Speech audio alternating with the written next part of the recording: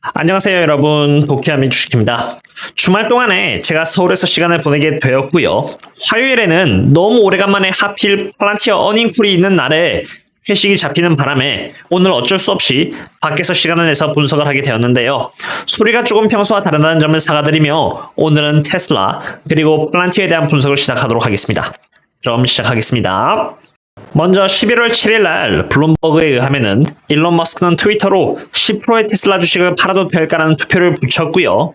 결과에 따라서 행동하겠다라는 말을 했습니다. 참고로 10%의 테슬라 주식은 여기 21빌리언 달러에 달하는 액수인 만큼 많은 테슬라 주주들에게 주목을 받고 있는데요. 먼저 일론 머스크가 다음과 같은 행동을 한 이유에 대해서 알아볼 필요가 있습니다. 첫 번째로 10월 25일 날 미국에서는 빌리어네어를 대상으로 세금을 집행하고자 한다는 기사가 나왔는데요. 그 내용의 일부를 보시면 여기 unrealized capital gains라는 단어가 있다는 것을 볼 수 있습니다. 쉽게 말해서 주식과 같은 자산을 그냥 갖고만 있고 아직 현금화하지 않은 것을 unrealized capital gains라고 하는데, 일론 머스크처럼 빌리어네어이면서도 현금화하지 않은 자산에 대해서 세금을 때리겠다는 내용인 것이죠. 여기 트위터에 투표란과 같이 일론 머스크는 세금을 내기 위해서 자신이 보유하고 있는 주식의 10%를 팔아야 할까라고 투표를 붙였는데, 지금 이제 투표의 방향은 이렇게 yes 쪽으로 기울어져 있다고 합니다. 어떻게 보면 이러한 무브는 일론 머스크가 기존의 주주들에게 피해가 최대한 가게 하지 않기 위해서 생각해낸 방법이라고 생각되는데요. 세금을 내기 위해서 일론 머스크가 자신의 주식을 10%나 팔게 된다면 당연히 테슬라의 주가는 크게 하락하게 되겠죠. 그런데 트위터에게 투표를 붙여서 자신의 주식을 팔 수밖에 없는 이유는 정부가 자신을 대상으로 세금을 매기려고 하는데, 여기 이 부분을 보시면은 여태까지 월급을 돈으로 안 받고 주식으로 받아서 세금을 내려면 주식을 팔 수밖에 없다고 투표를 붙인 것입니다. 기업이 앞으로 안 좋아질 것이니까 주식을 파는 것이 아니라 세금을 이유해서 파는 것이다 라고 모든 주주들을 대상으로 공표한 것이죠.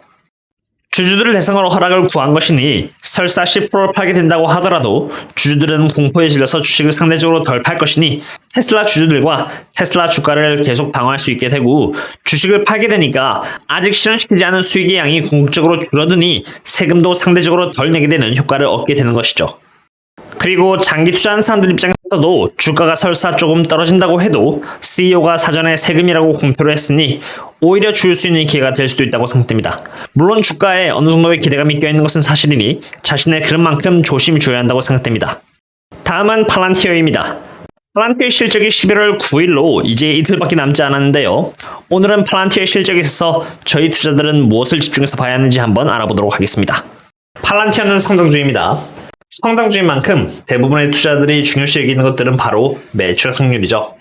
보시다시피 팔란티어의 2021년 매출의 가이던스는 이렇게 1.51빌리언 달러를 바라보고 있으며 2011년 3분기에 386.46밀리언 달러의 실적과 함께 33.55%의 성장률을 보여주고 2021년 4분기에 401.87밀리언 달러의 실적과 함께 24.77% 이상의 성장률을 지난해 동분기 대비 보여준다면 2021년 매출 가이던스인 1.51빌리언 달러를 넘을 수 있는 것입니다. 지금까지 팔란티어의 퍼포먼스를 봤을 때 2020년 3분기부터 2021년 2분기까지 이렇게 꾸준히 40% 이상의 성장률을 보여줬기 때문에 이번에도 잘해줄 것이라는 생각이 듭니다. 다만 매출을 구성하고 있는 이 커머셜 그리고 가버먼트 섹터에 있어서 가버먼트 섹터 쪽의 매출을 담당하는 고삼은 시간이 지남에 따라서 이렇게 성장률이 점점 둔화하는 모습을 보여주고 있고요. 커머셜 매출의 성장률을 담당하는 파운드리 또한 아직 자리를 잡지 못하는 모습을 보여주고 있기 때문에 IBM과의 협업 그리고 Foundry for Builders가 좋은 아웃풋을 보여주어 커머셜 쪽에서의 좋은 실적을 보여준다면 매출 성장률 또한 좋은 모습을 보여주면서 팔란티어의 매출액이 이렇게 우상향하는 모습을 보여줄 수 있을 것이라고 생각됩니다. 두 번째로 저희들이 바라봐야 하는 부분은 바로 Total Deal Value입니다. Total Deal Value란 팔란티어가 다른 기업들로부터 수주를 받아 프로젝트를 진행함에 따라서 얻게 되는 수익들을 말하는 것인데요. 아직 계약만 됐을 뿐 프로젝트가 진행되고 있지 않아 매출액으로서 잡히지 않은 수익들을 합니다. 2021년 2분기에는 이러한 Total Deal Value가 지난해 동분기 대비해서 이렇게 63% 성장했으며 3.4빌리언 달러까지 도달을 했는데 2021년 3분기에는 이러한 실적이 4빌리언 달러까지 도달해준다면 참 좋을 것으로 생각됩니다. 저는 개인적으로 이 Total Deal Value가 높아질 것이라고 생각되는데요. 2021년 1분기 그리고 2분기에 팔란티어가 공개한 자료에 의하면은 2021년 1분기에는 50명의 세일즈 인력을 그리고 2011년 2분기에는 60명의 세일즈 인력을 충원했습니다. 상반기만 해도 100명이 넘는 세일즈 인력을 충원했기 때문에 더 많은 수주액과 함께 토tal deal value 또한 성장하지 않을까 생각됩니다. 세 번째로 바라봐야 하는 부분은 고객의 숫자인데요. 지금 현재 팔란티어는 2021년 2분기 기준으로 21개의 고객사를 추가로 수주받았고요. 20여 개의 고객사들과 함께 계약을 함으로써 한 명의 고객당 얻게 되는 매출액은 2020년 2분기 대비해서 2021년 2분기에 이렇게 19%나 성장을 했고요. 최상단 20여 개의 커스터머가 기여하는 매출액 또한 36%나 이렇게 성장했습니다. 이번 2021년 3분기 실적 또한 2021년 2분기 대비 그리고 2020년 3분기 대비해서 더 좋은 흐름을 보여준다면 팔란티어는 좋은 아웃풋을 내고 있다고 볼 수 있겠습니다. 이렇게 세 가지의 지표가 잘 나오려면 2021년 3분기의 매출액이 단연코 잘 나와야 될 것인데요. 저는 개인적으로 2021년 3분기 또한 매출액이 잘 나올 것을 기대하고 있습니다. 팔란티어는 2021년 3분기만 해도 이렇게 약 20개 새로운 계약을 정부로부터 받았습니다. 참고로 이러한 자료는 정부의 웹사이트인 Federal Procurement Database로부터 다운받을 수 있는데요. 그 계약 규모만 해도 264밀리언 달러에 달합니다. 이것뿐만이 아닙니다. 비록 3분기는 아니지만 10월달 초쯤에 미군 측에서 팔란티어를 CD2 프로그램의 적임자로서 발표를 했는데요. 이 계약의 규모는 823밀리언 달러입니다. 한 가지 더 말씀드리자면은 아마존 그리고 마이크로소프트와의 다툼으로 인해서 캔슬된 10빌리언 달러 규모의 제다이 클라우드 컨트랙트 또한 앞으로 바라볼 수 있는 팔란티어의 미래 전망 중 하나일 텐데요. 물론 아직 누가 적임자가 될지는 발표하지는 않았지만 팔란티어가 오랜 기간 동안에 미군과 협업해온 역사를 봤을 때 팔란티어가 제다이 프로젝트에서 빠지기는 어렵지 않을까 생각됩니다. 그 다음으로 저희들이 주의해서 봐야 하는 부분은 바로 Stock-Based Compensation입니다. 팔란티어는 임직원들에게 동기부여를 해주기 위해서 주식을 추가로 발행해서 직원들에게 나눠주고 있는데요. 그 사이즈만 해도 사실 다른 소프트웨어 테크 회사에 비해서 엄청나게 높다는 것을 이렇게 볼 수 있습니다. 지금 보고 계시는 이 표는 매출액 대비해서 SBC가 차지하고 있는 비율인데요.